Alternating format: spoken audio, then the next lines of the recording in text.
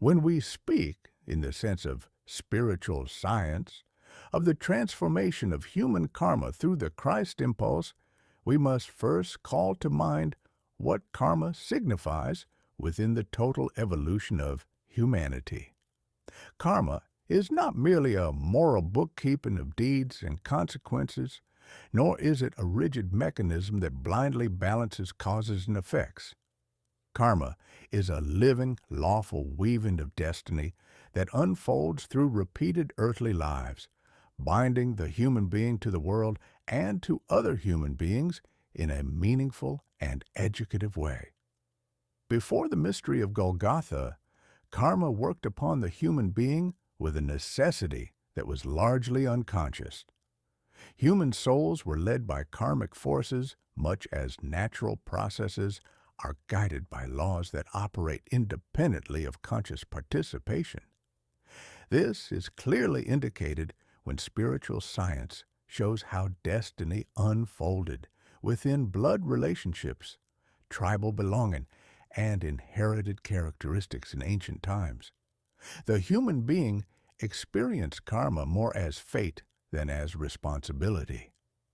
In the lectures on the manifestations of karma, it is repeatedly emphasized that karma must be understood not only in relation to individual human lives, but also in relation to humanity as a whole, to the earth, and even to the cosmos. Karma works through long stretches of time, often across centuries, and only reveals its deeper structure when observed from a spiritual scientific standpoint. Yet even within this lawful working of destiny, something decisive occurs at a certain point in Earth evolution. This decisive point is the mystery of Golgotha, which does not merely add a new religious content to humanity, but fundamentally alters the way karma itself operates within human evolution. Before Christ entered Earth evolution, human karma was bound in a particular way to the forces of heredity and to the group soul. What a human being experienced as destiny was strongly determined by ancestral lines, by the community into which one was born, and by the collective karma of peoples and cultures. The individual ego had not yet attained sufficient strength to carry full responsibility for its destiny across incarnations. For this reason, karmic adjustment often occurred through external events, illness, social fate, catastrophe, or inherited misfortune, rather than through inner moral transformation. Karma was fulfilled, but it was fulfilled largely from without. The Christ event changes this condition at its very root. Through the incarnation of the Christ being in a human body, and through the deed of Golgotha, a new force enters the evolution of the human ego. This force does not abolish karma, nor does it negate the lawfulness of destiny. Instead, it transforms karma from a compulsive necessity into a field of freedom. Christ becomes, as Steiner expresses it, the bearer of a new relationship between the human I and the law of destiny. Karma is no longer merely something that happens to the human being. It becomes something that can be consciously transformed through inner development and moral effort. This transformation is inseparable from the fact that Christ unites himself with the earth.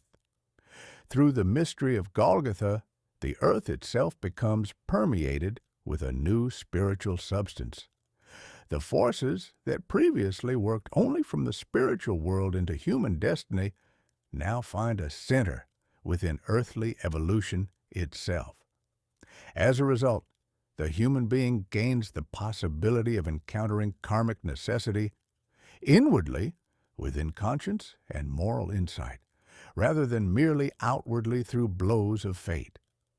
This is a decisive turning point for humanity, for it means that suffering and destiny need no longer be experienced only as imposed necessity, but can be transformed through conscious participation in the Christ impulse. In the lectures from Jesus to Christ. Steiner describes how the Christ being takes upon himself a role that previously belonged to higher spiritual beings who guided karma from the spiritual world. He speaks of the transfer of the karmic office of judgment to Christ. This does not mean that Christ judges humanity in a juridical or punitive sense. Rather, it means that the karmic balance of human deeds is now related to a being who has united himself with human suffering and human destiny in the deepest possible way. Karma is no longer administered from a distant cosmic realm, but is mediated through a being who has passed through death and resurrection within earth existence itself. This has profound consequences for the evolution of conscience. In pre-Christian times, moral impulses were largely experienced as commands arising from tradition, law, or divine authority perceived as external. After the Christ event, conscience becomes an inner voice. This inner voice is not merely psychological. It is the echo of the Christ impulse working within the human soul. Through conscience, the human being begins to experience karmic responsibility inwardly as a call to transform oneself rather than as an external punishment imposed by fate. Another essential aspect of this transformation is the relationship between karma and forgiveness. In ordinary karmic law, every deed demands a corresponding balancing effect. But through the Christ impulse, a new element enters karma, the possibility of redemption through inner change. Forgiveness does not abolish karmic consequences, but it alters the way they are carried forward. When a human being genuinely transforms inner attitudes through repentance, moral resolve, and love, the karmic forces that would otherwise demand outer compensation are transformed into forces of inner growth.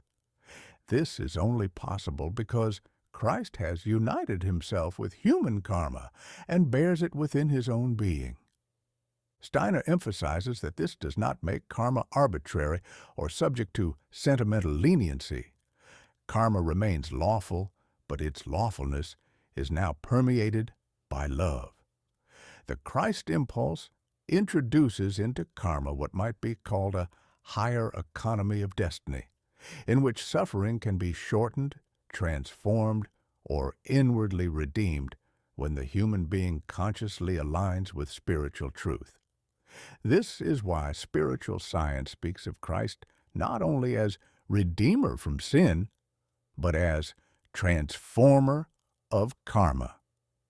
In this sense, the mystery of Golgotha is not a single historical event whose significance lies only in the past. It is an ongoing reality that continues to work in the etheric and spiritual realms of the earth. As human beings increasingly develop spiritual consciousness, they become capable of experiencing how Christ works within their own karmic biography, not by removing destiny, but by giving them the strength to carry and transform it.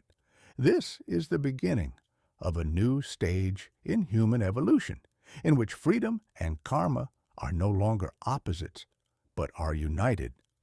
Karma becomes the field in which freedom is exercised, and freedom becomes the means through which karma is transformed. This union would not be possible without the Christ impulse, for only through Christ does the human I gain the strength to stand consciously within the lawful weaving of destiny.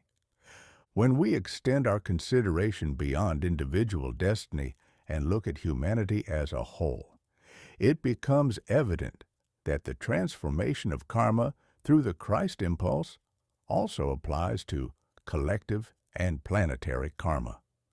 In the lectures on karma, it is made clear that humanity does not consist merely of isolated individuals whose destinies unfold independently, but of souls woven together through repeated incarnations.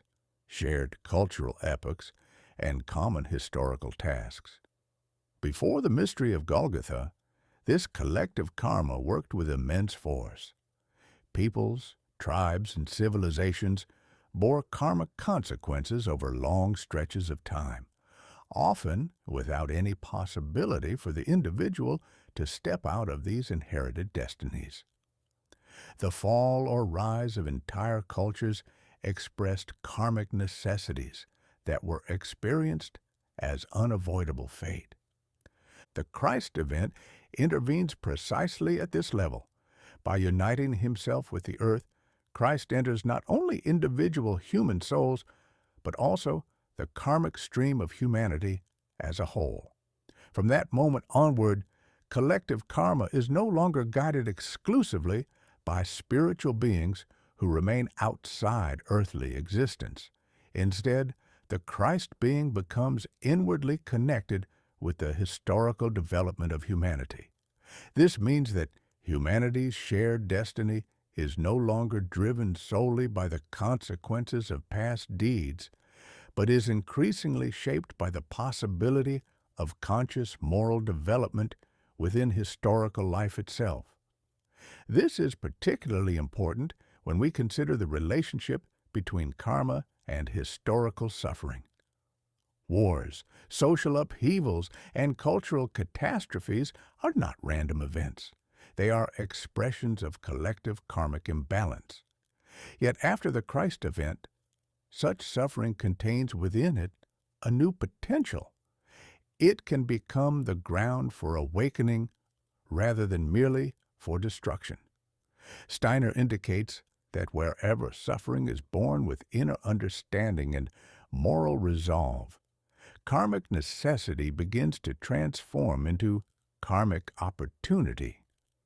Christ does not remove suffering from history, but he changes its inner meaning.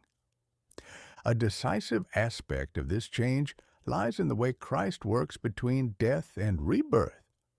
In pre-Christian times, the human soul passed through the spiritual world after death and encountered karmic forces that shaped its next incarnation largely beyond conscious participation. After the mystery of Golgotha, the soul encounters Christ as a real presence in the spiritual world.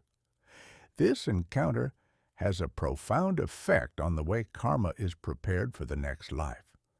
The soul now has the possibility of consciously relating to its own karmic tasks in communion with Christ, rather than being shaped solely by impersonal karmic law. Steiner emphasizes that Christ becomes the great companion of the human soul after death. This companionship does not remove karmic responsibility. On the contrary, it deepens it. The soul learns to perceive its deeds not only in terms of their effects on itself, but in terms of their effects on the whole of humanity and on Earth evolution. In this way, karma becomes increasingly moralized. It is no longer merely a balance of actions and reactions, but a path of education toward love and responsibility. This transformation is inseparable from the development of the human ego. Before Christ, the ego was not yet strong enough to bear full karmic self-knowledge. Karma therefore had to work indirectly through outer destiny. After Christ, the ego gradually gains the capacity to look backward into its own past and forward into its future with increasing clarity. Steiner speaks of a future stage of human evolution in which human beings will consciously perceive their karmic connections across incarnations. This future capacity is already prepared by the Christ impulse, which strengthens the ego from within. An important consequence of this strengthening is the possibility of freely accepting karma. Acceptance here does not mean passive resignation, but conscious affirmation of one's destiny as meaningful and necessary for development. Through Christ, the human being can say yes to karma without being crushed by it. This inner affirmation transforms the karmic forces themselves, for karma works differently upon a soul that meets it with understanding and love than upon a soul that meets it with resistance or despair. At the level of Earth evolution, Steiner points out that the Earth itself bears karma. Just as individual human beings and humanity as a whole accumulate karmic consequences, so too does the Earth as a living being. The mystery of Golgotha is an event not only in human history, but in the biography of the Earth. Through the bloodshed on Golgotha, a spiritual substance is united with the Earth that alters its future evolution. The Earth is thus enabled to become, in the far future, a transformed planetary body, capable of bearing spiritualized humanity. Without the Christ impulse, Earth karma would lead inevitably to hardening, decay, and spiritual death. With the Christ impulse, Earth evolution remains open to redemption. This means that even the karmic consequences of humanity's gravest errors can be transformed, provided human beings consciously unite themselves with Christ's work. Steiner repeatedly stresses that the future of the Earth depends on whether human beings freely take up this impulse. Thus, the transformation of karma through Christ must be understood as an ongoing, dynamic process. It unfolds in individual biographies, in the shared destiny of humanity, and in the life of the Earth itself. Karma is no longer a closed system of necessity. It becomes an open field in which love, freedom, and conscious moral striving can work creatively. The transformation of karma through the Christ impulse reaches a further decisive stage through the resurrection and through Christ's continuing presence in the etheric sphere of the Earth. The resurrection is not merely the reversal of death, nor is it a symbolic affirmation of spiritual immortality. From the standpoint of spiritual science, it represents a fundamental alteration in the relationship between the human being, the physical body, and karmic destiny. Before the mystery of Golgotha, death severed the human being from the physical world in such a way that the consequences of earthly deeds could only be worked through indirectly in the spiritual realms and in subsequent incarnations. After the resurrection, the connection between spiritual and earthly existence is reestablished on a higher level, and this has direct consequences for karma. Through the resurrection, Christ preserves and transforms what Steiner calls the phantom of the human physical body, the ideal spiritual form that underlies physical existence. This phantom had been damaged through the fall and through the increasing dominance of material forces in human evolution. Because of this damage, karmic consequences had to be worked out through suffering and limitation, bound to the physical body itself. With the resurrection, Christ restores the possibility that the human physical nature can once again become an instrument of spiritual development, rather than merely a bearer of karmic burden. This restoration affects karma in a profound way.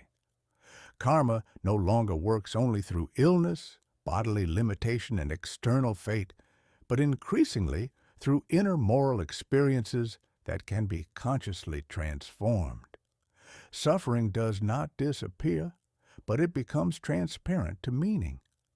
The human being can begin to experience even physical suffering as a call to inner development rather than as blind necessity. This capacity is rooted in the resurrected forces that Christ has united with the earth. The etheric presence of Christ, which Steiner describes as becoming increasingly accessible to human perception since the 20th century, further deepens this transformation. Christ's work in the etheric realm means that human beings can encounter the Christ impulse not only after death, but already within earthly life through heightened consciousness. This encounter does not take the form of outer vision, but of moral intuition, strengthened conscience, and a deepened sense of responsibility for one's own destiny. Through this etheric Christ presence, karma becomes increasingly individualized. The human being is no longer guided primarily by collective karmic forces, but by a personal relationship to spiritual truth. This does not isolate individuals from one another. On the contrary, it deepens the sense of responsibility for others. One begins to perceive karmic connections not as chains that bind, but as threads of mutual obligation and opportunity for service. Steiner emphasizes that this new form of karmic experience is inseparable from freedom. Only a free being can truly transform karma, for transformation requires conscious participation. The Christ impulse does not force itself upon the human soul. It waits to be received. Where it is received, karmic burdens are lightened not by external intervention, but by inner strengthening. Where it is rejected, karma continues to work in more rigid and painful forms. An especially important aspect of this process is the transformation of guilt. In pre-Christian times, guilt tended to bind the human being ever more tightly to karmic necessity. The consciousness of guilt could lead to fear, paralysis, or submission to fate. Through Christ, guilt can become a source of awakening. When met with truthfulness and love, guilt transforms into responsibility and resolve. This inner transformation changes the karmic trajectory of the soul, even though the objective consequences of past deeds must still be faced. Steiner points out that Christ bears within himself the full weight of human karma, not by removing it from humanity, but by making it bearable. This is the deeper meaning of redemption. Redemption does not consist in being freed from destiny, but in being given the strength to carry destiny in a humanly worthy way. Through this strength, karma ceases to be merely compensatory and becomes educational. At the same time, the Christ impulse introduces a new temporal dimension into karma. Whereas pre-Christian karma often worked over long, rigid cycles, post-Christian karma can unfold more swiftly. Inner transformation can shorten karmic processes that would otherwise extend over many incarnations. This acceleration does not violate karmic law. It fulfills it on a higher level where insight and love replace blind necessity. Thus, the resurrection and the etheric Christ presence mark a further deepening of the transformation of karma. Karma becomes increasingly transparent to consciousness, increasingly bound to freedom, and increasingly permeated by love. The human being is called not to escape destiny, but to become a co-worker in its shaping. When we turn our gaze toward the future of humanity in the light of spiritual science, the transformation of karma through the Christ impulse reveals itself as a task that extends far beyond the present epoch. Karma is not something that will one day be abolished. Rather, it is destined to be ever more fully taken up into consciousness and freedom. The Christ impulse prepares humanity for a stage of evolution in which karmic necessity is no longer experienced as an external power standing over against the human being, but as an inner law freely affirmed and consciously shaped. In the karmic lectures, it is emphasized that humanity is moving toward a time when the human being will increasingly perceive the lawful connections between earlier and later life experiences. This does not mean that every individual will suddenly remember past incarnations in a crude or sensational way. Instead, it means that human beings will develop an ever finer moral intuition through which they will sense the deeper meaning of their destiny. This future capacity is inseparably linked to the Christ impulse, for only through Christ does the human ego gain sufficient inner strength to bear such knowledge without falling into pride or despair. Without Christ, a conscious perception of karma would overwhelm the human soul. To see one's past errors and their far-reaching consequences without the counterweight of love would paralyze moral will. Christ therefore stands as the guarantor that karmic insight can become a source of moral empowerment rather than inner destruction. He makes it possible for the human being to look upon destiny truthfully and yet remain inwardly whole. In this sense, Christ is not only the redeemer of the past, but the guide of the future. Steiner describes how the Christ impulse gradually replaces older forms of external guidance. In ancient times, human beings were led by divine spiritual beings who worked upon them through blood ties, instinct, and inherited authority. In the future, the human being must increasingly guide himself. Karma becomes the teacher that educates the ego toward moral maturity, and Christ becomes the inner companion who enables this education to take place in freedom. A particularly important aspect of this future development is the transformation of social karma. Humanity's gravest karmic burdens arise not only from individual deeds, but from collective failures. Egoism in social life, injustice, untruthfulness, and the misuse of power. Steiner repeatedly points out that modern humanity is confronted with social karma that can no longer be resolved through old structures.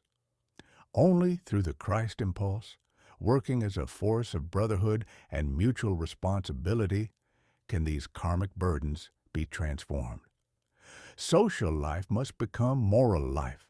Otherwise, collective karma will express itself in ever more destructive forms. Christ's role as the bearer of the karmic office of judgment thus takes on a future-oriented meaning. Judgment is not something imposed at the end of time, but an ongoing process in which humanity learns to judge itself truthfully in the light of spiritual reality. Christ does not judge from without. He awakens the capacity for self-judgment within the human soul. Through this awakening, karma becomes transparent, and transparency is the first step toward transformation. The ultimate goal of this process is not perfection in a moralistic sense, but conscious participation in world evolution. The human being is meant to become a co-creator, not only of his own destiny, but of the future of humanity and the earth. Karma, once experienced as fate, becomes mission. What once bound the human being to the past now connects him to the future as a task freely embraced. In this light, suffering itself acquires a new dignity. It is no longer merely the repayment of past deeds, but a potential seed of future capacities. Through Christ, suffering can be transformed into compassion, weakness into strength, error into wisdom. This does not occur automatically. It requires conscious inner work. But the possibility itself is the gift of the Christ impulse. Steiner emphasizes that this gift must be taken up freely. Christ does not coerce humanity into redemption. The transformation of karma is offered, not enforced. Each human being must decide whether to meet destiny with resentment or with understanding, with fear or with courage, with isolation or with love. In this decision, karma itself is shaped. Thus, the transformation of karma through Christ reveals itself as one of the most profound mysteries of human evolution. It is the mystery of how law becomes love, how necessity becomes freedom, and how destiny becomes meaning. Christ does not stand outside karma. He stands at its center, transforming it from within. Through him, karma becomes not the chain that binds humanity to the past, but the path that leads it consciously into the future.